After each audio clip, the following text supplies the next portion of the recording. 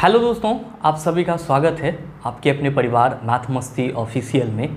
मैं हूं आलोक सिंह आतिश और आज के इस वीडियो सेशन में हम लोग बात करने वाले हैं बिहार एसआई के प्रीवियस साइंस सेट के पहले क्लास की। जी हां दोस्तों, आज से हम लोग एक न्यू सेशन स्टार्ट करने वाले हैं बिहार एसआई के लिए, जहां पे हम लोग बिहार एसआई के पहले जो एग्ज़ाम हुए हैं उसमें जो कुछ भी साइंस क्वेश्चन पूछे गए हैं उसका हम लोग डिस्कशन करेंगे। दोस्तों अभी रिसेंटली अगर 8 क्वेश्चन पेपर को देखा जाए तो आपको लगभग में 250 क्वेश्चंस मतलब कि 250 क्वेश्चन ऐसे हैं जो साइंस से रिलेटेड है। तो हम लोग इस सेशन में साइंस के उस क्वेश्चन को क्रम वाइज से क्वेश्चन नंबर 1 से देखने का कोशिश करेंगे, ताकि पहले एक बार इस 250 क्वेश्चन को कंप्लीट कर लें, फिर इसके बाद आगे के क्वेश्चन को मॉडल प्रैक्टिस के रूप में देखेंगे। जी हाँ दोस्तों, आप सबों को मालूम है कि बिहार एसआई की वैकेंसी आई हुई है सर्जेंट और आपका पुलिस अवर निरीक्षक दोनों के लिए, और आप सबों को पता है कि इसके सिलेबस में आपको होल चीज़ आपको पढ़ना है, जैसे कि आपको हिस्ट्री भी पढ़ना है, ज्योग्राफी भी पढ़ना, पॉलिटी भी, इकोनॉमिक्स भी, फिजिक्स, केमिस्ट्री और बायोलॉजी भी। तो आइए हम लोग स्टार्ट करते हैं अपने आज की इस सेशन की और देखते हैं एग्जाम रेलेवेंट क्या कुछ सीख पाते हैं, और साथ ही साथ चलते हैं हम लोग अपने पहले क्वेश्चन की तरफ। आपका जो पहला क्वेश्चन है आज के सेट का क्या है कि 6 अगस्त 1945 तथा 9 अगस्त 1945 को क्रमशः जापान के हिरोशिमा तथा नागासाकी पर जो परमाणु बम गिराए गए थे उनमें कौन सी अभिक्रिया हुई थी। दोस्तों ये घटनाएं किसी से अनजान नहीं है। अगर आप कॉम्पिटिटिव क्षेत्र में हो, कॉम्पिटिटिव एग्जाम की तैयारी करते हो, तो आप सबों को मालूम होगा कि जापान के हिरोशिमा और नागासाकी में क्रमशः 6 अगस्त और 9 अगस्त को परमाणु बम गिराया गया था। और आपसे इस क्वेश्चन में क्या पूछा है कि जो परमाणु बम गिराया गया था, ठीक है, उसमें कौन सी अभिक्रिया हुई थी। तो मित्रों आप सबों को मालूम है कि परमाणु बम जो है ये किस अभिक्रिया पे आधारित है। तो हम लोग कहते हैं सर ये नाभिकीय विखंडन की क्रिया पे आधारित है। किस क्रिया पे आधारित है सर? नाभिकीय विखंडन के अभिक्रिया पर आधारित है। तो आपके इस क्वेश्चन का जो सही आंसर हो जाएगा वो हो जाएगा ऑप्शन नंबर सी। क्या हो जाएगा? Option number C. अब आइए बात कर लेते हैं कि सर परमाणु बम के बारे में और हम क्या जानकारी रख सकते हैं। तो आप सब हमेशा याद रखिएगा कि परमाणु बम का खोज किसने किया था? तो सर ओटो हन ने किया था। कौन से साइंटिस्ट ने किया था सर? तो ओटो हन नामक साइंटिस्ट ने किया था। और ये भी आप ध्यान में रखेंगे कि ओटो हन ही पहले ऐसे व्यक्ति थे जिन्होंने नाभिकीय विखंडन के बारे में बताया था। और आपको मालूम होना चाहिए कि नाभिकीय विखंडन 2 तरह के होते हैं। पहला कौन सा होता है सर? तो पहला होता है आपका नियंत्रित नाभिकीय विखंडन। पहला क्या होता है? नियंत्रित नाभिकीय विखंडन। और दूसरा होता है आपका अनियंत्रित नाभिकीय विखंडन। दोस्तों आप सबों को पता है कि नाभिकीय विखंडन किसका होता है? तो हम लोग कहते हैं सर जो रेडियो एक्टिव एलिमेंट होते हैं, रेडियो सक्रिय तत्व होते हैं, तो रेडियो सक्रिय तत्व का नाभिकीय विखंडन होना कहीं कहीं हम लोगों के लिए उपयोगी भी साबित होता है और कभी कभी हम लोगों के लिए घातक भी साबित होता है। जैसे कि अगर नाभिकीय विखंडन एक नियंत्रित तरीका से हो रहा है और क्रमबद्ध रूप से हो रहा है, तो नियंत्रित नाभिकीय विखंडन का उपयोग मानव के स्वार्थ के लिए किया जाता है, मानव के लाभ के लिए किया जाता है, जबकि अनियंत्रित नाभिकीय विखंडन का उपयोग मानव को क्षति पहुंचाने के लिए किया जाता है। जैसे कि अनियंत्रित नाभिकीय विखंडन पे ही आपका कौन आधारित होता है सर? परमाणु बम आधारित होता है, क्योंकि जब इसके नाभिक टूटते हैं तो एक लार्ज अमाउंट में एनर्जी का क्या होता है? प्रोडक्शन होता है, जो हम लोगों के लिए क्या होता है सर? घातक होता है। तो इस चीज़ को आप ध्यान में रखेंगे। साथ ही साथ आपका ऑप्शन नंबर ए क्या कह रहा है? तो आपका वहाँ पे संलयन है। तो संलयन का मतलब होता है, विखंडन का मतलब हुआ टूटना, और संलयन का मतलब क्या होता है? तो सर 2 नाभिक का जुटना। जैसे कि हाइड्रोजन 2 हाइड्रोजन मिल करके हीलियम के नाभिक का निर्माण करते हैं सूर्य में, तो वहाँ पे क्या होता है? नाभिकीय संलयन की प्रक्रिया होती है, जिसके चलते हम लोग को सूर्य से क्या होती है? ऊर्जा मिलती है। तो आपसे ये भी क्वेश्चन बन पड़ता है कि सूर्य से निम्नलिखित में से किस प्रक्रिया के दौरान ऊर्जा का विमुक्तिकरण होता है? तो मेरे मित्र आप कहेंगे कि नाभिकीय संलयन की प्रक्रिया के द्वारा वहाँ पे क्या होता है? ऊर्जा का मुक्तिकरण होता है। अब है आपका नेक्स्ट ऑप्शन विस्फोट, एक्सप्लोसिव। मित्रों आप सबों को पता है कि बहुत सारे विस्फोटक पदार्थ हैं हमारे आसपास, जैसे कि RDX हो गया, आपका TNT हो गया, जिसको हम लोग ट्राई नाइट्रोट्यूलिन कहते हैं, या फिर आपका जो विस्फोटक सामग्री के रूप में आप यूज करते हो, एटम बम, तो ये सारे एक्सप्लोसिव मटेरियल कहलाते हैं। और आपका नेक्स्ट है ऑप्शन नंबर डी, ऑक्सीडेशन। तो आप सबों को पता होगा ऑक्सीडेशन का मतलब होता है ऑक्सीकरण। जब ऐसी रासायनिक अभिक्रिया जिसमें कोई पदार्थ ऑक्सीजन से अभिक्रिया करके ऑक्सीकृत हो जाती है, उस प्रक्रिया को हम लोग ऑक्सीडेशन कहते हैं। And the most important and appropriate example of the oxidation is that, जो सबसे मोस्ट पॉपुलर आपका एग्जाम्पल है ऑक्सीडेशन का, जहां पे भोज्य पदार्थ आपका ऑक्सीकृत होकर के ऊर्जा का उत्पादन करते हैं, वो आपके शरीर में श्वसन की प्रक्रिया है। तो दोस्तों अगर आपसे कभी पूछा जाए कि श्वसन निम्नलिखित में से कौन सी प्रक्रिया, तो आप कहेंगे ऑक्सीकरण प्रक्रिया है। क्यों है? तो सर आपके शरीर में जो भोज्य पदार्थ है उसको ऑक्सीजन क्या करता है, बर्न करता है, जलाता है। और हाँ याद रखेंगे श्वसन आपका स्लो बर्निंग का भी एग्जाम्पल है या स्लो कंबसन का भी एग्जाम्पल है। आपसे अगर कभी एग्जाम में पूछा जाए कि श्वसन निम्नलिखित में से किस अभिक्रिया का एग्जाम्पल है, तो आप कहेंगे धीमा अभिक्रिया का एग्जाम्पल है, स्लो कंबसन का एग्जाम्पल है। इस चीज को भी आप ध्यान में रखेंगे। और श्वसन है क्या? तो एक तरह का ऑक्सीडेशन, ऑक्सीकरण प्रक्रिया है। उम्मीद करते हैं दोस्तों इस क्वेश्चन को आप समझ पाए होंगे। चलते हैं अगले क्वेश्चन की तरफ। आपका जो दूसरे नंबर का क्वेश्चन है, क्या पूछा है आपसे, बहुत ही आसान सा सवाल और लॉजिकली सवाल है ये, कि निम्न में से कौन सा मंडल सर्वाधिक गर्म होता है। और आपका जो ऑप्शन दिया हुआ है आयन मंडल, क्षोभ मंडल, समताप मंडल और मध्य मंडल। तो आपके इस क्वेश्चन का जो सही आंसर हो जाएगा वो हो जाएगा सर क्षोभ मंडल। कौन सा आंसर हो जाएगा सर? क्षोभ मंडल। अब आपके मन में सवाल उठ जाएगा कि सर क्यों हो जाएगा क्षोभ मंडल में सबसे अधिक तापमान। तो ध्यान दीजिएगा कि ये जो आपका क्षोभ मंडल, समताप मंडल, मध्य मंडल और आयन मंडल हैं, ये आपके वायुमंडल का सतह है, जिसमें हम लोग क्या कहते हैं कि सर पृथ्वी से जो सटा हुआ सतह है उसको हम लोग क्या बोलते हैं, तो सर उसको क्षोभ मंडल बोला जाता है। कौन सा मंडल बोला जाता है सर? क्षोभ मंडल बोला जाता है।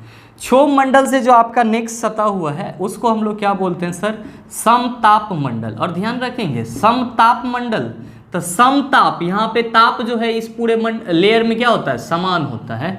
और समताप के बाद आपका क्या आ जाता है सर? तो मध्य मंडल आ जाता है। और मध्य के बाद हम लोग आयन मंडल लिखते हैं।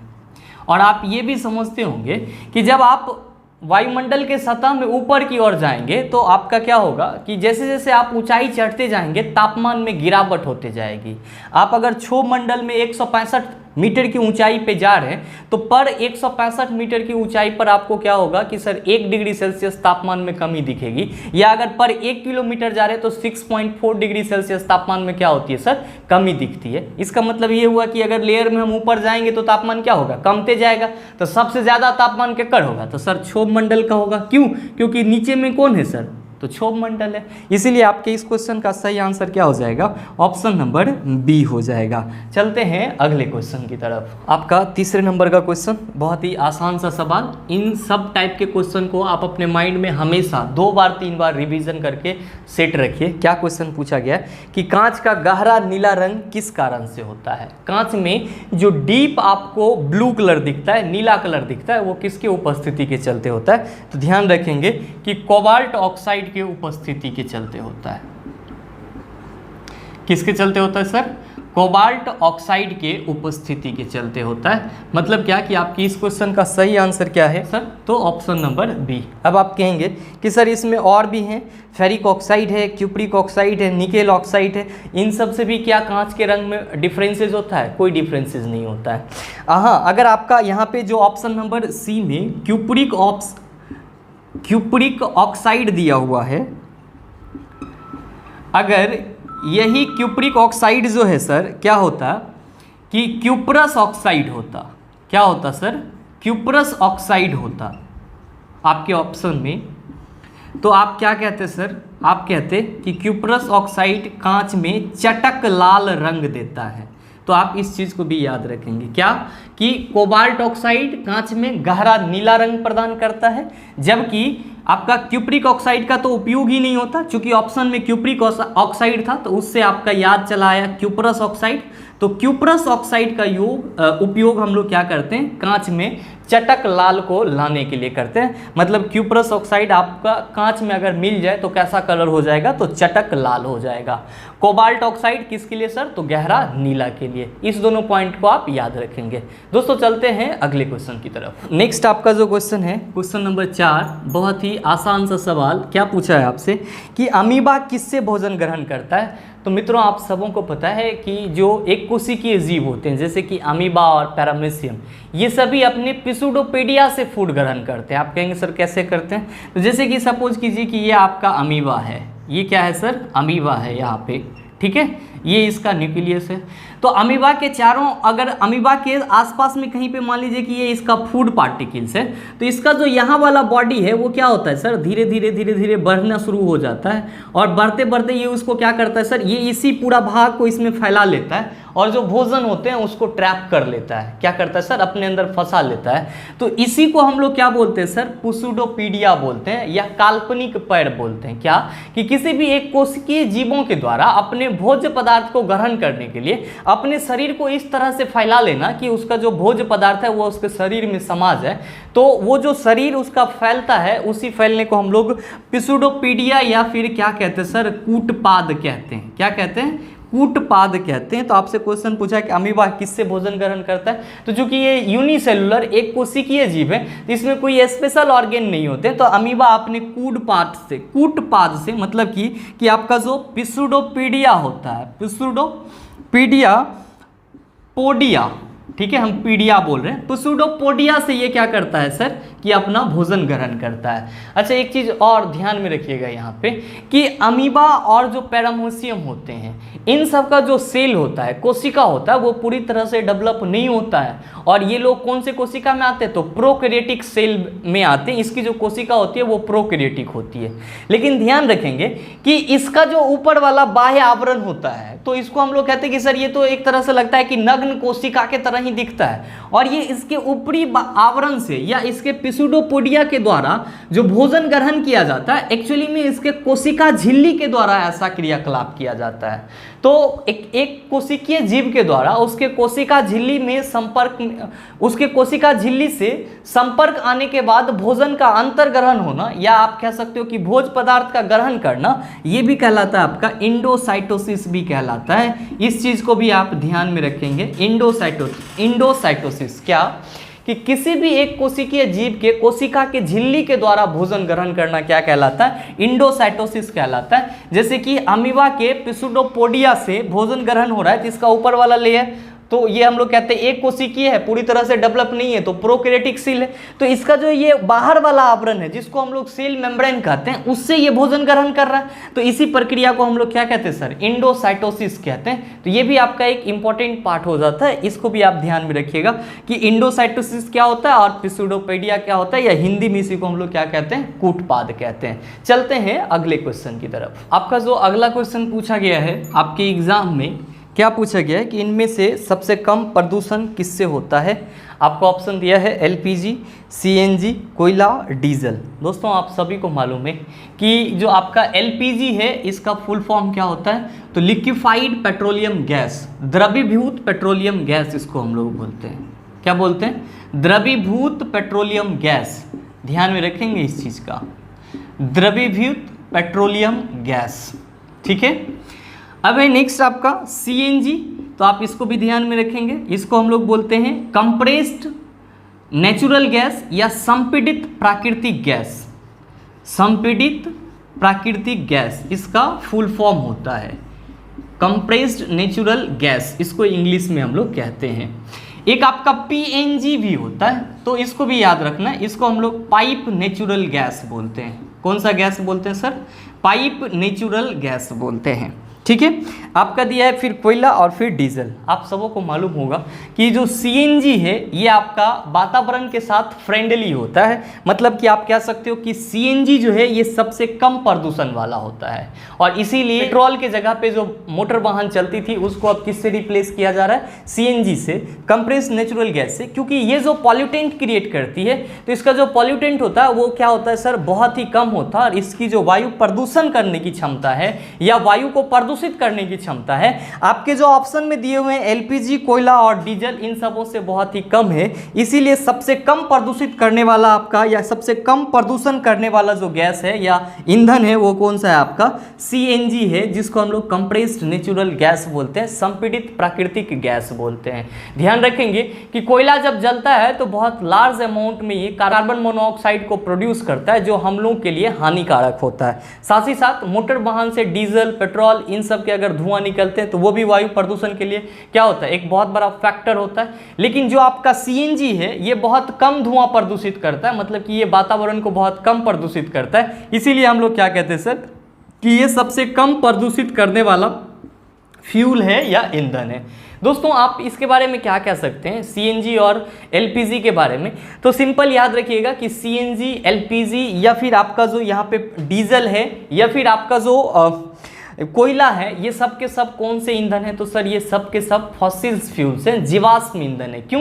क्योंकि सर ये जीवों के सड़ने गलने, अब जीव में प्लांट और एनिमल दोनों आ जाता है, तो जीवों के सड़ने गलने और उसके अपचयन से क्या मिलता है आपको, डीजल, पेट्रोल या different types of petroleum substances मिलते हैं। चलते हैं अगले क्वेश्चन की तरफ। आपका जो अगला क्वेश्चन है, क्वेश्चन नंबर 6 क्या है, प्रकाश का तरंग सिद्धांत किसने दिया था? तो आप सब याद रखेंगे कि प्रकाश का तरंग सिद्धांत हाइजेन नामक वैज्ञानिक ने दिया था। इस क्वेश्चन का सही आंसर ऑप्शन नंबर ए होगा, हाइजेन। और ये भी याद रखेंगे कि प्रकाश जो है आपका क्या है सर कि दोहरी प्रकृति को शो करने वाला है। प्रकाश कैसी होती है सर, तो दोहरी प्रकृति वाली होती है, डुअल नेचर ऑफ लाइट हम लोग इसको बोलते हैं, डुअल नेचर ऑफ लाइट।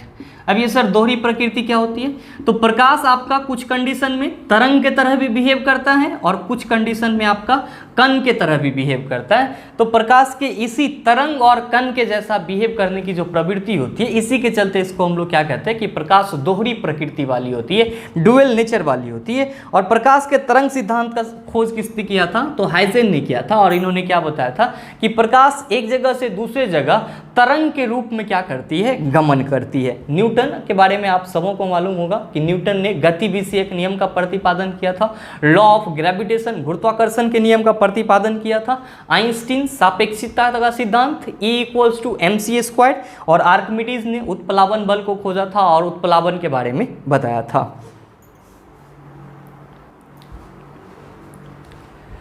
दोस्तों कुछ अपरिहार्य कारण से वीडियो यहीं पे हमको पॉज करना पड़ रहा है, क्योंकि आपके 6 क्वेश्चन हो चुके हैं, 4 क्वेश्चन आपको और बताने थे। क्योंकि आपका जो सेट चलेगा वो 10-10 क्वेश्चन का सेट होगा, तो अगला जो आपका बाकी का 4 क्वेश्चन है वो आपके अगले सेट में इंक्लूड कर दिया जाएगा। उम्मीद करते हैं कि इस चीज़ को आप अच्छे से समझ पाए होंगे। और रिसेंटली बात हो रही है आपको हिस्ट्री, ज्योग्राफी और पॉलिटी वगैरह का भी सेट आपको इसी चैनल के माध्यम से दिया जाएगा। उम्मीद करते हैं इस सेशन को आप अच्छे से समझ पाए होंगे। अगर नहीं समझे तो नीचे कमेंट करके ज़रूर बताइएगा, अगले क्लास में मैं आपके कमेंट को ज़रूर लूँगा। मिलते हैं फिर अगले वीडियो सेशन में, तब तक के लिए best of luck, thank you, have a nice day.